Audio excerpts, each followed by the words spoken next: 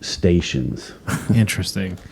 I imagine there's a large percentage of school leadership that would walk in and see you barefoot talking with students about art for 45 minutes and have a massive problem with it and go, what in the world are you doing? Well, you got to be. It's not about the not having shoes on. It has to do with I can remember a parent-teacher conference when I was in one of the last years of fourth grade, and my voice, my size, and a kid said, Mr. Firchau, those ties you wear scare me, and I never wore a tie again. And so all of that stuff added up to the way. I don't know. I hate this word in school, but it wasn't. I got rid of it as part of my brand, I guess you say. Mm-hmm. And if I'm relaxed, the kids are going to be relaxed. Yeah. If I'm trustworthy, and I'm consistent in what I'm saying and the way I'm behaving, mm-hmm. that school doesn't have to be uptight. Mm-hmm. Maybe they'll believe me, and we can make some distance together towards knowing ourselves better. Mm. Yeah. So you've been very complimentary of the administration that you had. It seems like you've been in a fortunate situation for most of your teaching Blessed career. Beyond belief. And doesn't have to be, this is not a critical question. Is there anything that you would, if you could just jump up to whatever level you needed to enact any change that you wanted? King for a day. Yeah, king for a day type stuff. No way. And only temporary, only to make your situation better if that was even possible. Nope. And I never would, and nobody would want me to. My management days are over. Yeah. And it was successful for me, and I enjoyed it, but I'm not that cat anymore. Yeah. It's the person that I am and the person I'm comfortable being can't operate that way anymore. But let's just say I respect it tremendously. Yeah. But maybe you're asking me questions, what could I do to facilitate more of what I believe in as an administrator? Yeah. I think doing that is sometimes that there is tension between management and labor that makes that relationship difficult. And I think working laterally is more effective. And again, this word keeps coming up, but more authentic. Mm-hmm. And being in the trenches is where I want to be. Yeah. Yeah. I know you wouldn't want the mantle, but if you could afford other teachers freedoms to teach the way they feel best for their classrooms, informed by their students, if you were king for a day, what would you sort of implement to allow that? Or how would you change teaching paradigms to best suit the young wanderers? Young wanderers? Yeah. Get rid of grades. Yeah. No question. Yeah. It's so stressful and so meaningless. I still don't understand. Nobody can tell me decisively what mastery means. What's the difference between a 79 and an 85 in terms of what a kid knows, especially at this age? I've devised curriculums that are based on a pass-fail system. I believe they would work. I think being able to instill freedom and confidence in young people's hearts and minds is more conducive to that type of system than saying, especially the gifted kids that I teach, man, they like the freedom, but man, just tell me what I got to do to get an A, Firchau. Yeah. Yeah. And it's heavy. Yeah. It was heavy for me too. But I think once you figure out who you are and the way you operate in the relationship you have with yourself, we talk about this all the time. Some of the worst things that people scream, they scream at themselves. Yeah. And I think taking that away, that element away from education of the young kids at this level, man, that If I could do that, Dylan, Corey, Kendall, that's it. There's a really good talk by a guy, Sir Ken Robinson, and he does a talk on changing education paradigms usually using a whiteboarding video, which is one of the first things I saw when I got into graphic facilitation. And he talks about the simple fact that we even group kids by the year they were born is kind of silly. Yeah. Like, what do you have thoughts around that? Like actually educating not based on the student's age, but based on aptitude? Yeah, interests, of course. Yeah, and I think that I'll show that to you if you'd like to see it one time. We had the opportunity to do an R&D project a couple years ago, and that was one room schoolhouse basically for grade or ages from 3 to 6, and once you're in there, you're the captain of your own ship. Yeah. Yeah, I totally disagree with it. And for me personally, and we've talked about that in our discussion tonight, that, I was 5 years behind everybody else my age mentality-wise, and geez, where am I now? Yeah. As far as maturity goes and the way I look at the world. But 10, 11, 12. that thing that Robinson did was huge. I can't tell you how many times I've watched that, and it's so spot on. Yeah, I'll share that from our Facebook page so that people can watch it. It's worth the watch. It's really, really interesting and raises a lot of good questions about the way that we fundamentally teach and how it's traditionally been done. He was instrumental in me adding that word "why" to questioning myself in everything that I'm doing. Yeah, why are you doing that? Why so are you that, doing that? so that, Yeah. so that. Yeah. Like, what does that yield you? Yeah. That's good. I think it's interesting as somebody who puts a more adequate value on an analog existence and writing things down in paper and outdoors and that type of education and giving students those type of resources. Do you want to tackle the technology and education question? I mean, there's obvious benefits to introducing some of that, computers and iPads and tablets and all of that. Not even necessarily the distraction of kids' personal devices, because that's a whole separate thing, I'm sure.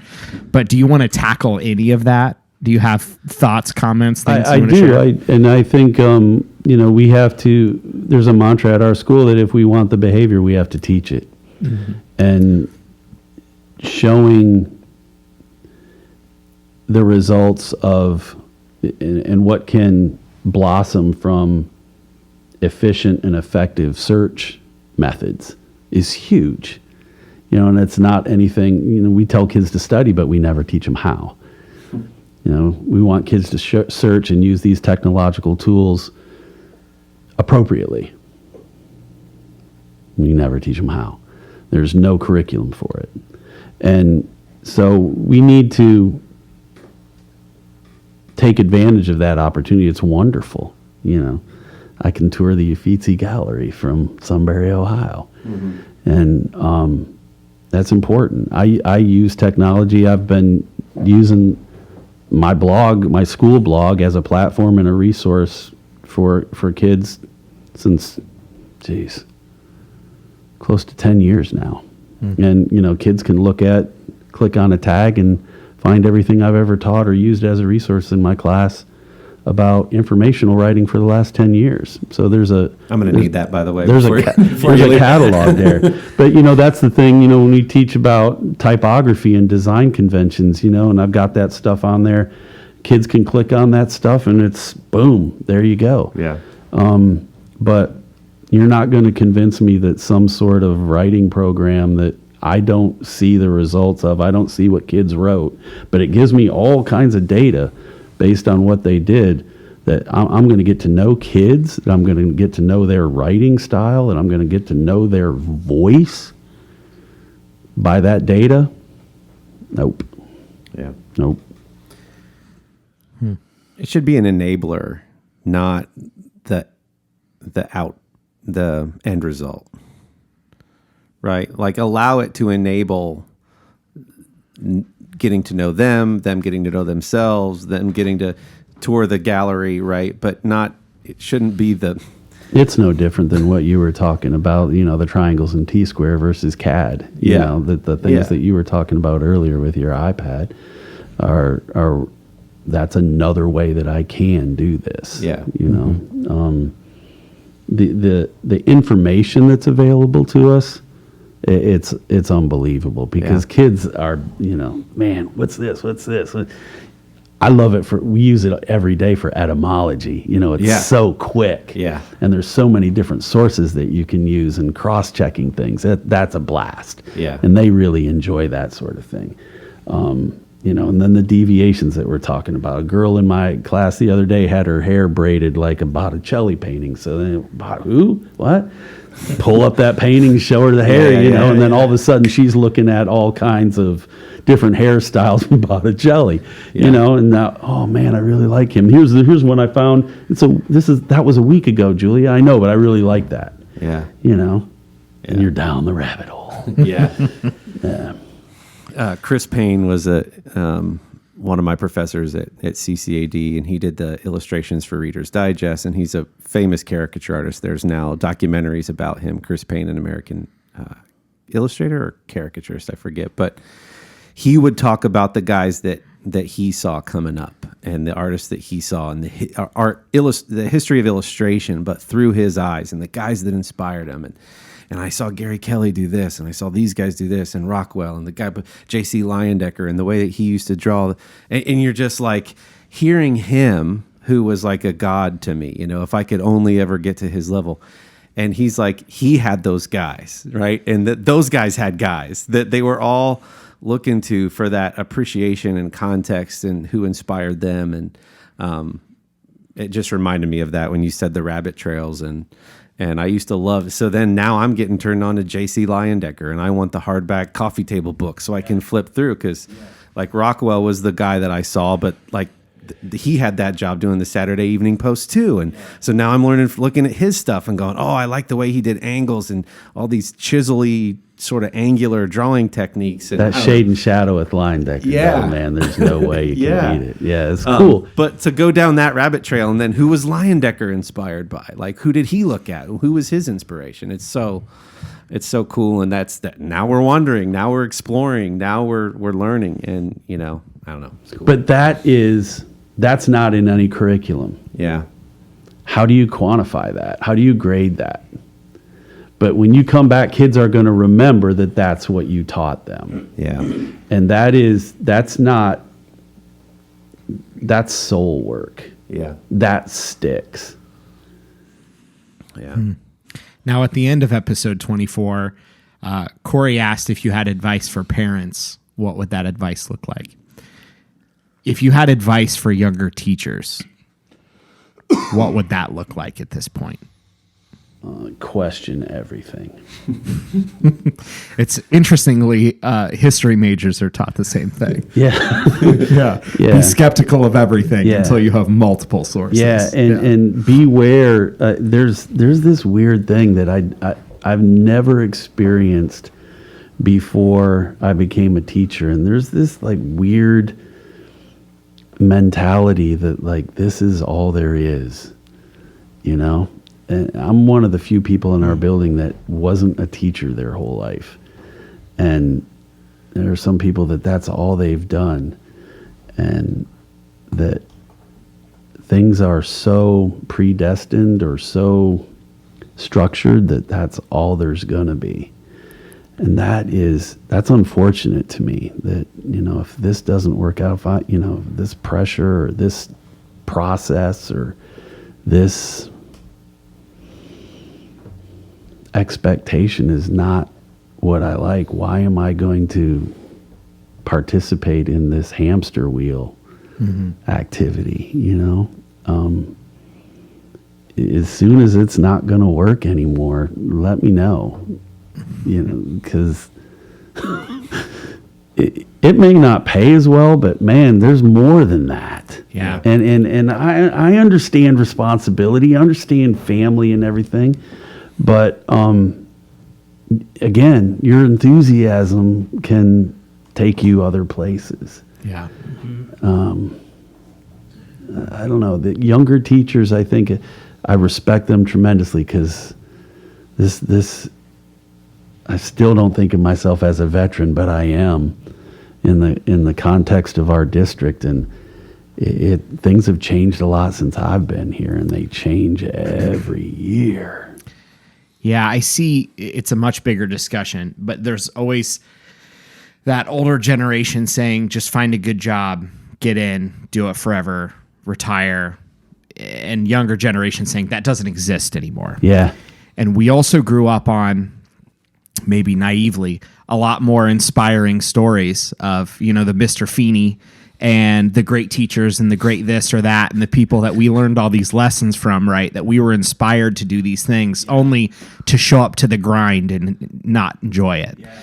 And so there's a big disconnect from what we hear from older generations and what we see ahead of us as far as our own aspirations or motivations. Well, and you think too, in our district, or even in our building, how many principals have we had since we've been an intermediate school? The thing is the idea is, I guess, statistics say that principals don't last more than 2.5 years. And I think I've been in this building where we are right now for 6 or 7 years, and we've had 4 principals. The staff is the same, but the leadership is changing. And I'm told that's just the nature of the business. But I wonder how that translates to the continuity of the culture. Yeah. And how that inevitably... Because you're turning over culture every 2 years. Drips down. Yeah. I feel like that kind of turnover, or, well, not just that. So I think, again, going back to that idea of the important thing when you're sitting around the dinner table are those people who you were sitting around the dinner table with, and that nothing else in that moment in time matters. And again, taking that and saying, look, what matters is people, and what matters the most are the people who are closest to you, and talk to them, have relationships with them, and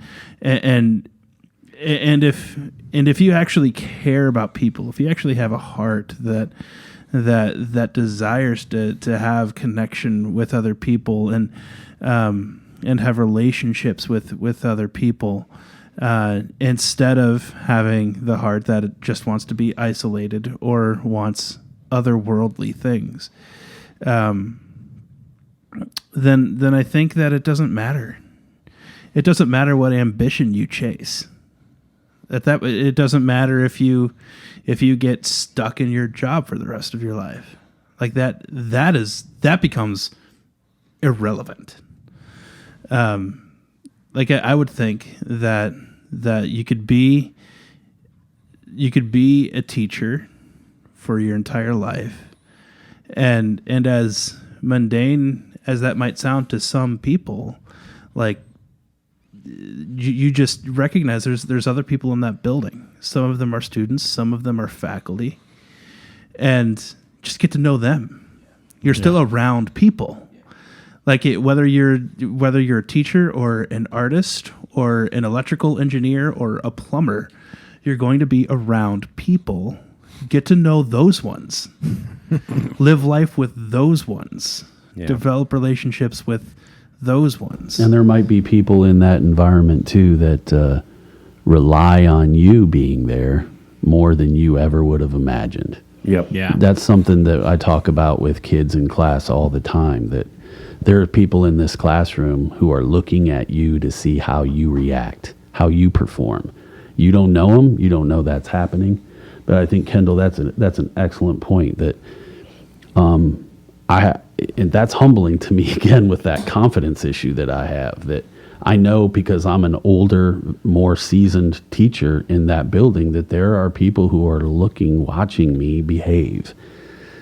And if I'm going to be the person I am and want my classroom to be, and the culture that I'm trying to create in the learning environment of my classroom, if I'm a jerk about that, then I'm not doing myself or my beliefs or my philosophy any favors. And I might be running down the whole profession as a whole. Yeah. And I think that's an excellent point that you made, Kendall, that our ripple effect is so very important. So very important. Yeah. Yeah. Yeah, which is why I think when we talk about, I think that the younger people coming into a profession, I think that one of the things that can be the most quelching is just the pressure of, I want to live up to the performance standards of the people who have been doing it longer than I have. And so then just automatically you become so hell-bent focused on that. And instead of again, just simply saying, look, I exist in a world to be relational with other people. And the way that I happen to do that is fill in the blank. Exactly. Mopping floors at a Flying J. Right. And Fine. so, do that with work ethic and with service and with authenticity, and be the best floor mopper there ever was. So that's Dr. King's blueprint for life. There you yeah, go. yeah, exactly. So you can chase the ambition of early retirement and check all the right boxes and still have good relationships with the people around you. You can also chase the ambition of, I want to be a rock star and do those things and live in a van. And or your girlfriend's house. Those are your two options. You can chase that ambition and live a life that's full because of the relationships that you have.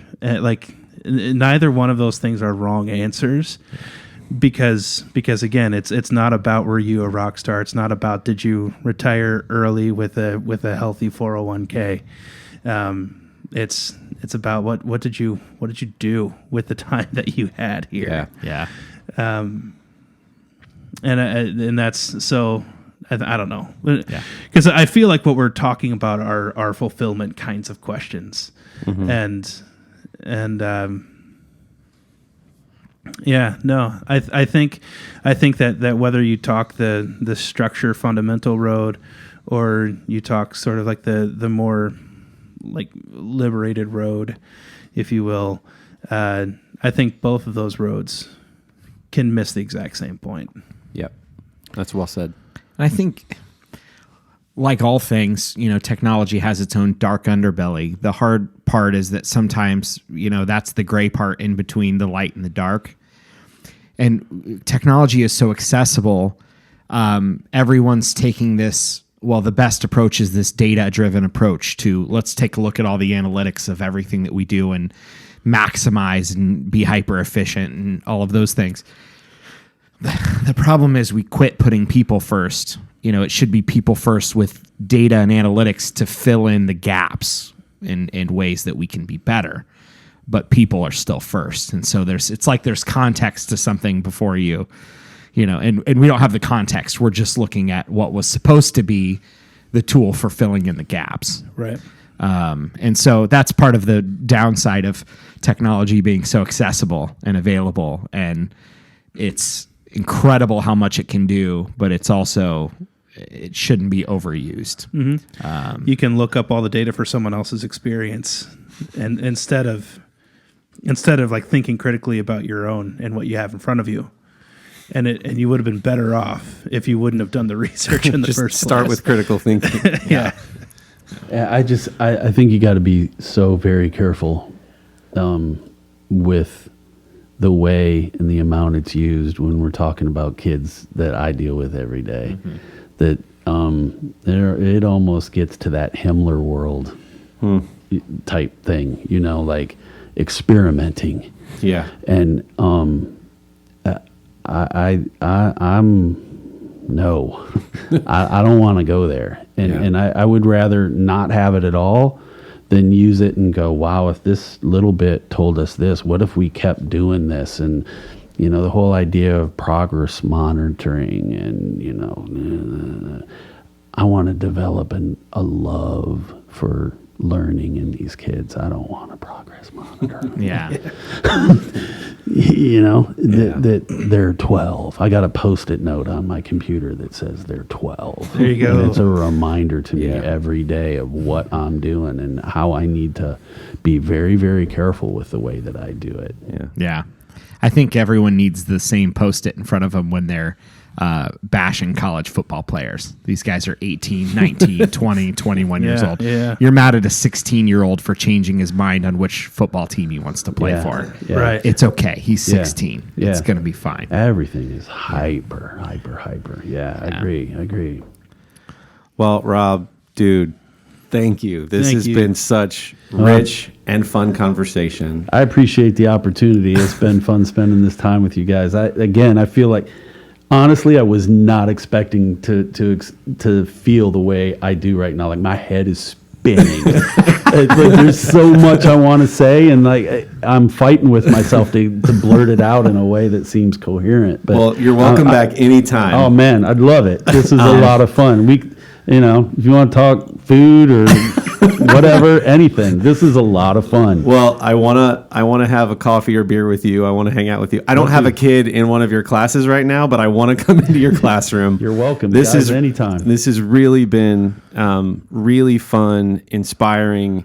You really are, to me, you are the embodiment a lot of the teachers I had that were a lot like you. That I did an episode where I got to talk about the mentors in my life who sort of guided and directed me and my love of art and design. And so you are like that. You just reek of that sort of mentor, father, sort of cool, want to be, hang out with kind of guy. So I hope that's not too weird. It's not at all. But I think one of the things that I've noticed in each one of you guys is that you're all very self-driven, and that, teachers at their best, the more control they have, the less effective they really are going to be on especially little kids. Yeah. And being able to, again, trust those kids and know that who they are, what they are matters, and that they can do what the ideal in us wants them to do is huge to remember. That's beautiful. So keep doing what you're doing. Thank you. Keep I will. being a Thanks rebel. for the support. Thanks. And to your point about the confidence in yourself and doing what you're doing, man, like it's so clear that our students, not just in our district, but students need more teachers like you doing what you're doing. So I love it. I think this is going to be a great resource, these 2 episodes, for anyone that knows anyone in the education field, or people who are learners or wanderers, or who, if you've ever been called an old soul, like this is the stuff. Like, this is the richness of life and of food and of conversation and of loving people. And Or if Michigan Visitors Bureau is looking for someone new to run these commercials. So here's looking at you, Michigan Visitors Bureau. So thanks again. This has really been a lot of fun. We are From the Middle signing off. Thanks for joining us. Out.